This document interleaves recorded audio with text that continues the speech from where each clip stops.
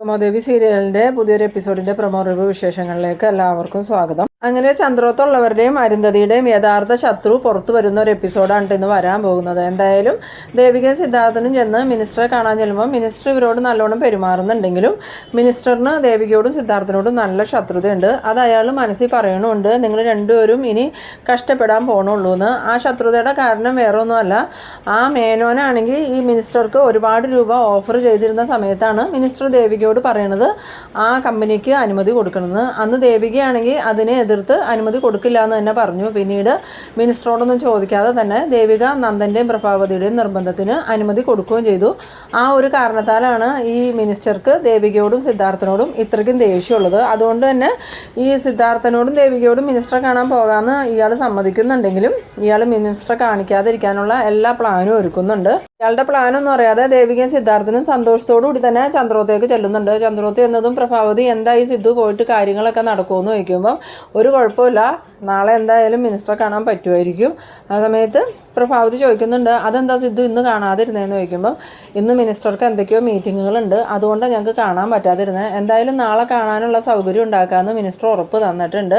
നാളെ പോയി കണ്ട് കാര്യങ്ങളൊക്കെ നമുക്ക് സ്പീഡപ്പിലാക്കാം, താനൊന്ന് സമാധാനമായിട്ടിരിക്കുന്നു പറയുമ്പം പ്രഭാവതി പറയുന്നുണ്ട്, ഞാൻ എങ്ങനെ സമാധാനമായിട്ടിരിക്കണം എന്നാണ് സിദ്ധു പറയണത്. ഇതിനു മുമ്പ് കാണാതായപ്പം എസ്തപ്പാൻ്റെ വീട്ടിലാന്ന് പറഞ്ഞ് സമാധാനം ഉണ്ടായിരുന്നു. ഇതിപ്പോൾ അങ്ങനെയല്ലല്ലോ, ഇനിയിപ്പോൾ നിങ്ങളെല്ലാവരും ചേർന്ന് ഇതുപോലെ തന്നെ എവിടെയെങ്കിലും മാറ്റി നിർത്തിയേക്കണെയാണെന്ന് ചോദിക്കുമ്പോൾ താൻ എന്തൊക്കെയാണ് ഈ പറയണേ, അങ്ങനെ ഞങ്ങൾ തന്നെ മാറ്റി നിർത്തിയേക്കണെയാണെങ്കിൽ പിന്നെ ഞങ്ങളിങ്ങനെ വേവലാതി പിടിച്ച് ഓടേണ്ട കാര്യമുണ്ടോ എന്ന് ചോദിക്കുമ്പം ദേവികയും പറയുന്നുണ്ട്, അമ്മ ദയവ് ചെയ്ത് ഞങ്ങളെ ഒന്ന് വിശ്വസിക്കുക, അമ്മയെപ്പോലെ തന്നെ നന്ദുവിൻ്റെ കാര്യത്തിൽ വിഷമവും സങ്കടവും എല്ലാം ഞങ്ങൾക്കും ഉണ്ട്, പക്ഷേ ഞങ്ങളത് പുറമെ കാണിക്കണില്ല എന്നുള്ളൂ. എല്ലാവരും തളർന്നു പോയിട്ടുണ്ടെങ്കിൽ പിന്നെ നന്ദുവിൻ്റെ കാര്യത്തിൽ ആരാ ഓടി നടക്കണേ, അല്ലാതെ അമ്മ വിചാരിക്കണ പോലെ ഞങ്ങൾക്ക് സ്നേഹമില്ലാത്തതുകൊണ്ടൊന്നും അല്ലാന്ന്. പിന്നീട് കാണിക്കുന്നത് നമ്മളുടെ ഇസബല്ലയാണെങ്കിൽ കുരുവിളയുടെ അടുത്ത് പറയുന്നുണ്ട്, പാപ്പ കാര്യങ്ങളൊക്കെ കൈവിട്ട് പോവാണല്ലോ, എന്തായാലും ദേവികയും സിദ്ധാർത്ഥനും CM-നെ കാണാനായിട്ട് നടക്കുന്നുണ്ട്, സ്പെഷ്യൽ ടീമിനെ അന്വേഷണം ഏൽപ്പിക്കണം എന്നാണ് പറയണത്. അതാ ഞാൻ പറഞ്ഞത്, ഇതിൽ ചന്ദ്രോത്തുള്ളവർക്കോ അരുന്ധതിക്കോ ഒന്നും പങ്കില്ല എന്ന്. ചന്ദ്രോത്തുള്ളവർക്ക് നന്ദനെ കാണാതായതിൽ പങ്കുണ്ടെങ്കിൽ അവരെന്തായാലും സ്പെഷ്യൽ ടീമിനെ ഏൽപ്പിക്കണമെന്നും പറഞ്ഞ് CM-ന് പരാതി കൊടുക്കാൻ പോകില്ലല്ലോ. ഇനി നമ്മൾ സൂക്ഷിച്ച് മുന്നോട്ട് പോയില്ലെങ്കിൽ നമ്മളെല്ലാവരും കുടുങ്ങും. അന്നേരം കെവിൻ ചോദിക്കുന്നുണ്ട്, നമ്മൾ എന്ത് ചെയ്യാനാ, നന്ദൻ എവിടെയാണെന്ന് നമുക്കറിയില്ല, ഋഷിയെക്കുറിച്ചും ഒരു സൂചന പോലുമില്ല, ഇവരെ കടത്തിക്കൊണ്ട് പോയേക്കണത് ആരാണെങ്കിലും അവർ നിസ്സാരക്കാരല്ല, ഇനിയിപ്പോൾ ചന്ദ്രോത്തുകാരുടെയും അരുന്ധതി മേഡത്തിൻ്റെയും കോമൺ ആയിട്ടുള്ള ഏതെങ്കിലും ശത്രു ആയിരിക്കും കൊണ്ടുപോയേക്കണേന്ന് പറയുന്ന സമയത്ത് ഈ കുരുവിള പറയുന്നുണ്ട്, ഏത് ആളുടെ സഹായം സ്വീകരിച്ചിട്ടാലും വേണ്ടില്ല, ഇതിലേതെങ്കിലും ഒരുത്തനെ നമ്മൾ കണ്ടെത്തിയിരിക്കണം, ഒന്നിൽ ഋഷിയെ അല്ലെങ്കിൽ നന്ദനെ, ഇവരിൽ ആരെങ്കിലും ഒരാളെ കണ്ടെത്തിയില്ലെങ്കിൽ നമ്മളെല്ലാവരും ജയിലിൽ പോകുന്ന. ആ സമയത്ത് ഇസബല്ല പറയുന്നുണ്ട്, അതിനല്ലേ നമ്മൾ ഇത്രയും നാൾ ശ്രമിച്ചുകൊണ്ടിരുന്നത്, ഇതുവരെ അതിനെക്കുറിച്ചൊരു തുമ്പ് പോലും കിട്ടിയില്ലല്ലോ, അതെന്തുകൊണ്ടാണ് പാപ്പ, ഇനിയിപ്പം നമ്മളൊന്നും വിചാരിക്കാത്ത രീതിയിൽ നന്ദനോ ഋഷിക്കോ എന്തെങ്കിലും ആപത്ത് സംഭവിച്ച് കാണോ. ആ സമയത്ത് കെവിൻ ചോദിക്കുന്നുണ്ട്, എന്താ ഉദ്ദേശിക്കണേന്ന് ചോദിക്കുമ്പം, അല്ല ഞാൻ വിചാരിക്കുമായിരുന്നു ഇനിയിപ്പോൾ അവരെ ആരെങ്കിലും കൊലപ്പെടുത്തി കാണുമെന്ന്. അന്നേരം കെവിൻ പറയുന്നുണ്ട്, അതിനൊന്നും സാധ്യത ഉണ്ടാവില്ല എന്ന്. പിന്നീട് കാണിക്കുന്നത് നമ്മളുടെ ദേവികേനെയും മുരളീനെയാണ്. മുരളി ദേവികയോട് ചോദിക്കുന്നുണ്ട്, എന്താ ഈ ദേവിക CM-നെ കാണാൻ പോകണമെന്ന് പറഞ്ഞിട്ട് കാണാൻ പറ്റുമെന്ന് ചോദിക്കുമ്പം, ഇല്ല മുരളിയേട്ടാ, ഇന്ന് ഞങ്ങൾ മന്ത്രിനെ കണ്ടപ്പോൾ മന്ത്രി പറഞ്ഞത് നാളത്തേക്ക് CM-ഉമായിട്ട് മീറ്റ് ചെയ്യാനുള്ള ഏർപ്പാട് ചെയ്യാമെന്നാണ്. അന്നേരം ഈ മുരളി ചോദിക്കുന്നുണ്ട്, അതെന്താ ദേവിക, സിദ്ധാർത്ഥനങ്ങളാണെങ്കിൽ മുൻ MLA ആയിരുന്നു, ദേവിക ഇപ്പോൾ നിലവിലുള്ള MLA ആണ്, MLA വിചാരിച്ചാൽ CM-നെ കാണാൻ പറ്റില്ല എന്ന് ചോദിക്കുമ്പോൾ അതിനൊക്കെ ചില ഫോർമാലിറ്റീസ് ഉണ്ട് മുരളിയേട്ടാ, അതുമാത്രമല്ല CM-ന് ഇപ്പോൾ എന്നോടും അച്ഛനോടും കുറച്ച് ഇഷ്ടക്കുറവുണ്ടെന്ന് പറയുമ്പോൾ മുരളി ചോദിക്കുന്നുണ്ട്, അതെന്തിനാന്ന് ചോദിക്കുമ്പം അത് വേറൊന്നുമല്ല, അന്ന് ഇവരുടെ ഒന്നും അഭിപ്രായം ചോദിക്കാതെയല്ലേ ഞാൻ ആ പ്ലാന്റിന് അനുമതി കൊടുത്തത്, അത് കാരണം അവർക്ക് രണ്ടുപേർക്കും അതിൻ്റെ ആ ഒരു ദേഷ്യം എന്നോടുണ്ടെന്ന്. അത് കേട്ടത് മുരളി പറയുന്നുണ്ട്, അതിനും കാരണം നന്ദനും പ്രഭയാൻ്റെ അല്ലേ എന്ന് ചോദിക്കുമ്പം ഇനി അതിനെക്കുറിച്ചൊന്നും പറഞ്ഞിട്ട് കാര്യമില്ല, എന്തായാലും ഏത് വഴിക്കാണെങ്കിലും നന്ദുവിനെ എത്രയും പെട്ടെന്ന് കണ്ടെത്തണം എന്ന് പറയുമ്പോൾ മുരളി പറയുന്നുണ്ട്, ഞാൻ അപ്പോഴേ ദേവികയോട് പറഞ്ഞതല്ലേ പോലീസ് അന്വേഷണം ആ വഴിക്ക് നടക്കട്ടെ, നമ്മൾ വേറൊരു രീതിയിൽ അന്വേഷിക്കാമെന്ന്. എന്തായാലും സിറ്റിയിലുള്ള ഏതെങ്കിലും കൊട്ടേഷൻ ടീമിനെ അന്വേഷണം ഏൽപ്പിച്ചിട്ടുണ്ടെങ്കിൽ അവർ എത്രയും പെട്ടെന്ന് നന്ദനെ കണ്ടെത്തി തന്നേനെ. പിന്നെ ദേവികയുടെ പരിമിതികൾ എനിക്കറിയാം, ദേവിക ഒരു MLA ആയതുകൊണ്ട് ഇതിനൊന്നും ഇറങ്ങി പുറപ്പെടാൻ പറ്റില്ല, അതൊന്നും ദേവിക കൈകാര്യം ചെയ്യേണ്ട, അതെല്ലാം ഞാൻ നോക്കിക്കോളാം, എന്ത് പ്രശ്നം വന്നാലും ഞാനത് ഏൽക്കുകയും ചെയ്തോളാം, ദേവികയുടെ ഒരു സമ്മതം കിട്ടിയാൽ എന്ന് പറയുമ്പം ദേവിക പറയുന്നുണ്ട്, അതൊന്നും ശരിയാവില്ല മുരളിയേട്ടാ, കൊട്ടേഷൻ ടീമിനെ ഏൽപ്പിച്ച് കഴിഞ്ഞാൽ പിന്നെ അവരുടെ ഡിമാൻഡ് എന്താണെന്നൊന്നും നമുക്ക് പറയാൻ പറ്റില്ല, അത് നമുക്ക് വീണ്ടും തലവേദനയാവും. എന്തായാലും സ്പെഷ്യൽ അന്വേഷണ ഏജൻസിനെ ഏൽപ്പിക്കാനായിട്ട് CM-നെ കണ്ട് ഞാനും അച്ഛനും റെക്കമെൻഡ് ചെയ്യുന്നുണ്ട്, അതുപോലെ തന്നെ മന്ത്രിയും അത് CM-നോട് പറയാമെന്ന് പറഞ്ഞിട്ടുണ്ടെന്ന്. പിന്നീട് കാണിക്കുന്നത് നമ്മളുടെ നന്ദനയാണെങ്കിൽ ഇങ്ങനെ എങ്ങനെ രക്ഷപ്പെടും എന്നുള്ള വിചാരത്തിലിരിക്കുകയാണ്.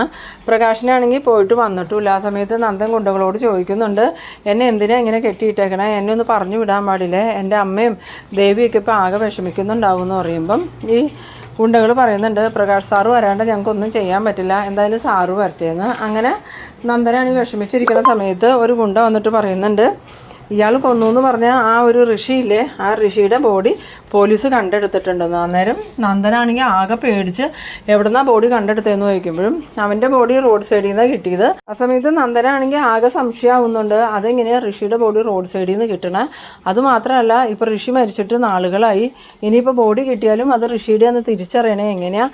എന്തായാലും കെവിൻ കുഴിച്ചിട്ടത് ആ പറമ്പിലല്ലേ, അവിടെ നിന്ന് ബോഡി ആരെടുത്തു വിടുന്നു എന്നൊക്കെ ഇങ്ങനെ മനസ്സിൽ ആലോചിച്ചുകൊണ്ട് നിൽക്കുന്നുണ്ട്. അന്നേരം ആ ഗുണ്ട ചോദിക്കുന്നുണ്ട്, സാറെന്താ ആലോചിക്കണേന്ന് ചോദിക്കുമ്പം ഒന്നുമില്ല എന്നും പറഞ്ഞുകൊണ്ട് നന്ദൻ ഇങ്ങനെ നിൽക്കുന്നുണ്ട്. പിന്നീട് കാണിക്കുന്നത് കെവിനെയാണ്. കെവിനാണെങ്കിൽ ഇസബല്ലയുടെ വീട്ടിൽ നിൽക്കുന്ന സമയത്ത് കെവിൻ്റെ ഫോണിലേക്ക് ആരോ വിളിക്കുന്നുണ്ട്. ഫോൺ എടുത്തതും എന്താണെന്ന് ചോദിക്കുമ്പം ഋഷി മരിച്ചു എന്നുള്ള ആ ഒരു വിവരവും ഋഷിയുടെ ബോഡി കിട്ടിയെന്നുള്ള വിവരമാണ് കെവിനോട് വിളിച്ച ആൾ പറയണത്. അത് കേട്ടതും കെവിനാണെങ്കിൽ ആകെ ഷോക്കാവുന്നുണ്ട്. ഋഷി മരിച്ചോ, എപ്പോഴാണ് സംഭവിച്ചതെന്ന് ചോദിക്കുമ്പോൾ അതൊന്നും അറിയില്ല, ഇപ്പോൾ രാവിലെ ആ പോലീസിന് ബോഡി കിട്ടിയെന്ന് പറയുന്നു. അത് കേട്ടതും കെവിൻ പേടിയോടുകൂടി ഫോൺ വെച്ചിട്ട് ബെല്ല എന്ന് പറഞ്ഞ് വിളിക്കുന്നുണ്ട്. ആ സമയത്ത് ഇസബെല്ല വന്നിട്ട് ചോദിക്കുന്നുണ്ട്, നീ എന്താണ് ഇങ്ങനെ വിളിച്ചു പോകണേ, നിനക്ക് എന്താ പ്രാന്തുണ്ടോ എന്ന് ചോദിക്കുമ്പോൾ ശരിക്കും ഇപ്പോൾ പ്രാന്ത് പിടിക്കാൻ പോവുക, ഋഷിയുടെ ബോഡി കിട്ടിയിട്ടുണ്ടെന്ന്. ആ സമയം ബെല്ല ചോദിക്കുന്നുണ്ട്, ആരാ നിന്നോട് പറഞ്ഞതെന്ന് ചോദിക്കുമ്പം എൻ്റെ ഒരു ഫ്രണ്ടാണ് വിളിച്ച് പറഞ്ഞ് ഋഷിയുടെ ബോഡി ഇന്ന് കിട്ടിയിട്ടുണ്ടെന്ന്. അവനെന്താ പറ്റിയ, ആക്സിഡൻ്റ് ആണോ എന്ന് ചോദിക്കുമ്പം ആക്സിഡൻ്റ് ആണോ കൊലപാതകമാണോ എന്ന് ഉറപ്പിച്ചിട്ടില്ല. ഇതിപ്പോൾ വലിയ പ്രശ്നമാവില്ല കെവിൻ, നമ്മൾ നന്ദൻ ഋഷിയെ കൊന്നു എന്നും പറഞ്ഞല്ലേ ഇത്രയും നാളും അവരെ ഭീഷണിപ്പെടുത്തിക്കൊണ്ടിരുന്നത്.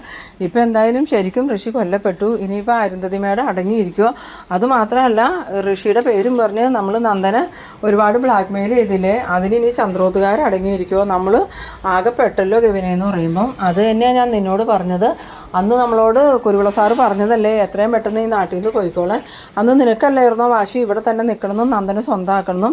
ഇനിയിപ്പോൾ എന്തായാലും ഋഷിയെ കൊന്നത് നന്ദനല്ലാന്ന് തെളിവില്ലേന്ന് ചോദിക്കുമ്പം കെവിൻ പറയുന്നുണ്ട്, അതെങ്ങനെയാണ് തെളിയണേ, ഇപ്പം നന്ദൻ ഒളിവിലല്ലേ, അപ്പോൾ ഒളിവിലിരുന്നുകൊണ്ട് നന്ദൻ കൊന്നതാന്ന് പറയാലോ എന്ന് പറയുമ്പം നീ എന്ത് മണ്ടത്തരാ കെവിനെ പറയണേ, നമ്മൾ നന്ദൻ ഋഷിയെ കൊന്നു എന്ന് പറഞ്ഞിട്ട് മാസങ്ങളായില്ലേ, അപ്പോൾ പിന്നെ അന്നേരം മരിച്ചത് ആരാന്നുള്ള അന്വേഷണം വരൂലേ, അതോടുകൂടി നമ്മുടെ കള്ളത്തരമൊക്കെ പൊളിയൂലേ എന്ന്. ആ സമയത്ത് കെവിനാണെങ്കിൽ ആകെ എന്ത് പറയണമെന്ന് അറിയാതെ ഇങ്ങനെ നിൽക്കുന്നുണ്ട്. പിന്നീട് കാണിക്കുന്നത് അരുന്ധതിനെയാണ്. അരുന്ധതിയെ സി പി വിളിച്ചിട്ട് പറയുന്നുണ്ട്, മേഡം ഒരു ദുഃഖവാർത്തയുണ്ട്, എന്താ സി പി, എന്താണെങ്കിലും പറയാമെന്ന് പറയുമ്പം ഋഷിക്കൊരു ആക്സിഡൻറ്റ് പറ്റിയതായിട്ട് കേട്ടു എന്ന്. അന്നേരം അരുന്ധതി ചോദിക്കുന്നുണ്ട്, എവിടെയാണ് എൻ്റെ മോനിക്ക് എന്താ പറ്റിയ, എൻ്റെ മോൻ ഇപ്പോൾ ജീവനോടെ ഉണ്ടോ എന്നൊക്കെ ചോദിച്ചാൽ എണ്ണി പറക്കുമ്പം സി പി ആണെങ്കിൽ ഈ അരുന്ധതിയുടെ വിഷമം കണ്ടിട്ട് മരിച്ചുപോയ കാര്യമൊന്നും പറയണില്ല. ഇല്ല മേഡം കുഴപ്പമൊന്നുമില്ല, ആക്സിഡൻ്റ് ആണെന്നേ ഞാൻ അറിഞ്ഞിട്ടുള്ളൂ, എന്തായാലും ഞാൻ കൂടുതലായിട്ട് അന്വേഷിക്കട്ടെ, താൻ എത്രയും പെട്ടെന്ന് അങ്ങോട്ട് ചെല്ല്, എന്താവശ്യം ഉണ്ടെങ്കിലും എന്നെ വിളിക്കണം, ഞാനിപ്പോൾ തന്നെ വരുവാന്നും പറഞ്ഞുകൊണ്ട് അരുന്ധതി ഫോൺ വയ്ക്കുന്നുണ്ട്. പിന്നീട് കാണിക്കുന്നത് നമ്മളുടെ പ്രകാശാണെങ്കിൽ നന്ദനെ കാണാൻ വരാണ്. ആ സമയത്ത് നന്ദൻ പ്രകാശിനോട് ചോദിക്കുന്നുണ്ട്, എന്തിനാ പ്രകാശ് എന്നെ ഇങ്ങനെ ഇവിടെ തടവിലാക്കിയേക്കണേ, എന്നെ ദയവ് ചെയ്തൊന്ന് പറഞ്ഞു വിട്, എൻ്റെ അമ്മ എന്നെ കാണാതെ ആകെ വിഷമിച്ച് നിൽക്കുമായിരിക്കും എന്ന് പറയുമ്പോൾ നീ അങ്ങനെ വിഷമിക്കുകയൊന്നും വേണ്ട, എന്തായാലും നിൻ്റെ ശത്രുവില്ലേ ആ ഋഷി, അവൻ മരിച്ചു എന്ന്. അത് കേട്ടതും നന്ദൻ പറയുന്നുണ്ട്, ഋഷി മരിച്ചു എന്നോ, അപ്പോൾ ഋഷിയെ മാസങ്ങൾക്ക് മുമ്പ് ഞാൻ കൊന്നതല്ലേ, പിന്നെ എന്താണെന്ന് ചോദിക്കുമ്പം അന്ന് അവൻ മരിച്ചിട്ടൊന്നും ഉണ്ടായിരുന്നില്ല, നിൻ്റെ കൂട്ടുകാരും ഋഷിയും അവൻ്റെ അമ്മയും കൂടെ കൂടി ചേർന്ന് നിന്നെ ചതിച്ചതാ, ശരിക്കും ഇപ്പോഴാണ് അവൻ മരിച്ചതെന്ന്. അന്നേരം നന്ദൻ ചോദിക്കുന്നുണ്ട്, നീ എന്തൊക്കെയാണ് പ്രകാശ് പറയണേ, നീ എന്നെ കളിപ്പിക്കുകയാണെന്ന് ചോദിക്കുമ്പം ഇല്ല നന്ദ, ഞാൻ പറഞ്ഞത് നേരാ, ആ ഋഷി അന്ന് മരിച്ചിട്ടൊന്നുമില്ലായിരുന്നു, ആ കെവിനും ഇസബെല്ലയും ചേർന്ന് നിന്നെ ചതിച്ചതാ, അതും ദേവികേനെയും കൊണ്ട് ആ പ്ലാന്റിന് അനുമതി കൊടുപ്പിക്കാൻ വേണ്ടി നിന്നെ ബ്ലാക്ക് മെയിൽ ചെയ്യാൻ വേണ്ടിയിട്ട് അവർ ഇങ്ങനെയൊക്കെ ചെയ്തതെന്ന്. അന്നേരം നന്ദൻ അതൊന്നും വിശ്വസിക്കാതെ പ്രകാശിനോട് തർക്കിക്കുന്നുണ്ട്, ഇല്ല ബെല്ലയും കെവിനും എൻ്റെ ആത്മാർത്ഥ സുഹൃത്തുക്കളാണ്, അവരെന്നെ ചതിക്കൂല, നീ നുണ പറയുക. അന്നേരം പ്രകാശ് പറയുന്നുണ്ട്, നീ വേണമെങ്കിൽ വിശ്വസിച്ചാൽ മതി, എന്തായാലും ഋഷിയെ നീ കൊന്നു എന്നും പറഞ്ഞല്ലേ നീ ഇങ്ങനെ വിഷമിച്ച് നടന്നുകൊണ്ടിരുന്നത്, ഇനിയിപ്പോൾ അതോർത്ത് വിഷമിക്കേണ്ട, ഋഷി ഇപ്പം മരിച്ചിട്ടേ ഉള്ളൂ എന്ന്. പിന്നീട് കാണിക്കുന്നത് നമ്മളുടെ ഗിരീഷിനെയാണ്. ഗിരീഷാണെങ്കിൽ കാര്യങ്ങളൊക്കെ അറിഞ്ഞിട്ട് ദേവികയ്ക്ക് ഫോൺ ചെയ്യാണ്. ദേവിക ഫോൺ എടുത്തതും ഗിരീഷ് പറയുന്നുണ്ട്, ഞാനൊരു കാര്യം പറഞ്ഞാൽ ദേവിക വിഷമിക്കരുത്, ആരോടും ഇത് പറയാനും നിൽക്കരുത്, ഇതിൻ്റെ സത്യാവസ്ഥയൊന്നും ഇതുവരെ അറിയാൻ പാടില്ല, എന്താ ഗിരിയേട്ട എന്താണെങ്കിലും പറയാമെന്ന് പറയുമ്പം അത് വേറെ ഒന്നുമല്ല, നന്ദൻ കൊന്നെന്ന് പറഞ്ഞില്ലേ ഋഷിയെ, ആ ഋഷിയുടെ ബോഡി ഇന്ന് പോലീസിന് കിട്ടിയിട്ടുണ്ടെന്ന്. അന്നേരം ദേവിക ചോദിക്കുന്നുണ്ട്, അതെങ്ങനെ സംഭവിച്ച ഗിരീഷേട്ടാ, ബോഡി എവിടെയാണ് കുഴിച്ചിട്ടേന്ന് പോലീസ് എങ്ങനെ കണ്ടുപിടിച്ചതെന്ന് ചോദിക്കുമ്പം അതൊന്നും അല്ല ദേവിക, നമുക്ക് ഒരുപാട് തെറ്റുകൾ പറ്റി, നമ്മൾ വിശ്വസിച്ചതൊന്നും ആയിരുന്നില്ല സത്യം, നന്ദനെ നമ്മളെ എല്ലാവരെയും ആരോ മനഃപൂർവ്വം തെറ്റിദ്ധരിപ്പിച്ചതാണ്. ഇത് ശരിക്കും ഋഷി ഇന്നാ മരിച്ചതെന്ന്. അത് കേട്ടതും ദേവിക ചോദിക്കുന്നുണ്ട്, ഗിരീഷേട്ടൻ എന്തൊക്കെയായി പറയണേ, ഋഷി മരിച്ചിട്ട് മാസങ്ങളായില്ലേ എന്ന് ചോദിക്കുമ്പം, ഇല്ല ദേവിക, ഇന്ന് റോഡ് സൈഡിൽ നിന്ന് ഋഷിയുടെ ബോഡി പോലീസിന് കിട്ടിയത്. അതെങ്ങനെയാണ് ഋഷി റോഡ് സൈഡിൽ വന്ന് മരിച്ചതെന്ന് ചോദിക്കുമ്പം, അതറിയില്ല, ഒന്നിലെ ആക്സിഡൻറ്റ് അല്ലെങ്കിൽ കൊലപാതകം എന്നാണ് പോലീസ് പറയണേ. അന്വേഷണം നടക്കണമുള്ളൂ, ഇതിലെന്തൊക്കെയോ ദുരൂഹതകളുണ്ടെന്ന്. അന്നേരം ദേവിക പറയുന്നുണ്ട്, ഗിരീഷേട്ടൻ പറയണതെല്ലാം സത്യമാണെങ്കിൽ അപ്പോൾ ഋഷി മരിച്ചിട്ടില്ലായിരുന്നില്ലേ എന്ന് ചോദിക്കുമ്പം, ഇല്ല ദേവിക, ഋഷി മരിച്ചിട്ടുണ്ടായിരുന്നില്ല, ആ കെവിനും ഇസബെല്ലയും ചേർന്ന് നന്ദനെ ചതിച്ചതാണ്. അത് കേട്ടതും ദേവികയാണിങ്ങനെ ദേഷ്യത്തോടുകൂടി നിൽക്കുന്ന ആ ഒരു സീനിലാണ് ഈ എപ്പിസോഡ് അവസാനിക്കുന്നത്. അപ്പോൾ നിങ്ങൾ എൻ്റെ വീഡിയോ ആദ്യമായിട്ടൊക്കെ കാണുന്നവരാണെങ്കിൽ ചാനലൊന്ന് സബ്സ്ക്രൈബ് ചെയ്യാനും എൻ്റെ വീഡിയോ നിങ്ങൾക്ക് ഇഷ്ടമായാൽ ലൈക്ക് ചെയ്യാനും ഷെയർ ചെയ്യാനും മറക്കരുത്. അപ്പോൾ ഇതുപോലെ ഇൻട്രസ്റ്റിംഗ് ആയിട്ടുള്ള അടുത്തൊരു എപ്പിസോഡുമായി നമുക്ക് വീണ്ടും കാണാം. അതുവരേക്കും ബൈ.